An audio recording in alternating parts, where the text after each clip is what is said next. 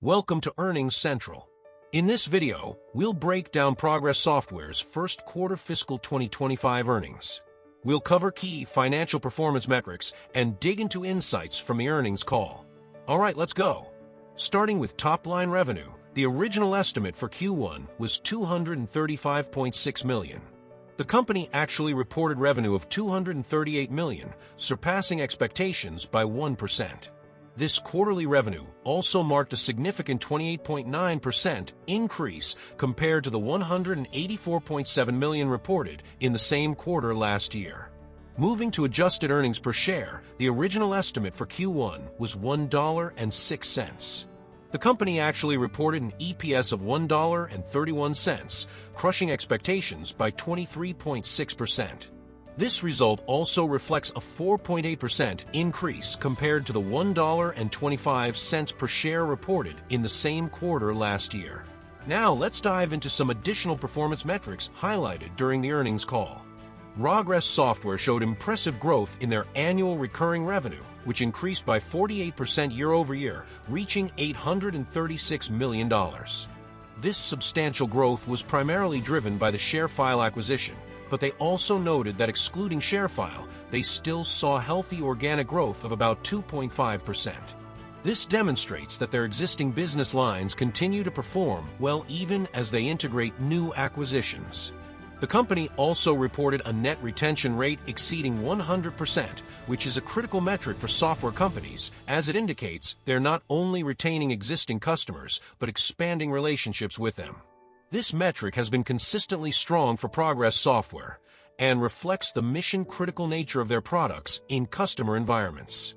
Their operating margin reached an impressive 39% for the quarter, well above their expectations, showcasing both strong revenue performance and disciplined expense management.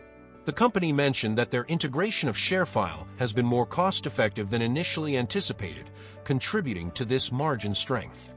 Unlevered free cash flow hit $88 million for the quarter, representing an increase of $10 million compared to the prior year. This was driven by stronger-than-expected collections and better overall operating performance than anticipated. Strong cash flow is particularly important for Progress as they work to pay down debt from the ShareFile acquisition. Speaking of debt, Progress Software reported debt repayment was ahead of schedule, with $30 million paid down on their revolving line of credit in Q1. This is notable because they weren't planning to begin deleveraging until Q2, so they're moving faster than expected on debt reduction. They've also increased their total debt repayment target for 2025 from $150 million to $160 million. Additionally, the company completed $30 million in share repurchases during the quarter, demonstrating their commitment to returning capital to shareholders even while they're integrating a major acquisition. This balanced capital allocation strategy shows confidence in their business outlook. Now, let's shift focus to some of the key insights and takeaways from the earnings call. The ShareFile integration is proceeding rapidly, with management noting that they're ahead of schedule in many aspects. They expect to fully integrate ShareFile by the end of the fiscal year and are confident they'll reach their 40% operating margin target for the acquired business by that time. One of the most significant transformations for Progress is that SaaS revenue now represents 30% of their total revenue, a dramatic increase from just 3% before the ShareFile acquisition. This marks a substantial shift in their business model toward more predictable, recurring revenue streams. The company also outlined a new M&A strategy that targets SaaS companies.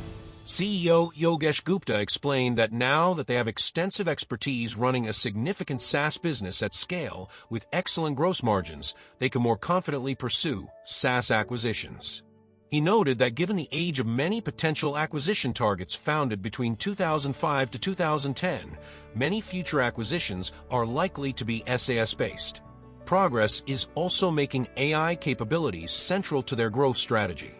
They've appointed a chief AI officer who reports directly to the CEO and are focusing on 3 areas: helping customers build AI-powered applications, offering AI capabilities within their own products, and using AI internally to improve operational efficiency. To support their acquisition strategy, the company announced they've filed a universal shelf registration statement, which will give them greater flexibility to access capital markets quickly when needed for acquisitions. While they have no immediate plans to offer securities, this move positions them to act quickly when opportunities arise. Finally, the company highlighted strong customer wins across industries, including major expansions with financial services companies using ShareFile's AI capabilities, a leading streaming entertainment provider leveraging their data platform, and government contracts for their intelligent decisioning products. These diverse wins demonstrate the breadth of Progress Software's portfolio and its relevance across sectors. That wraps up our recap of Progress Software's first quarter fiscal 2025 earnings. If you found this recap helpful and want to stay on top of more earnings reports from other companies, don't forget to subscribe. We've got plenty more quick and easy breakdowns coming your way from Earnings Central.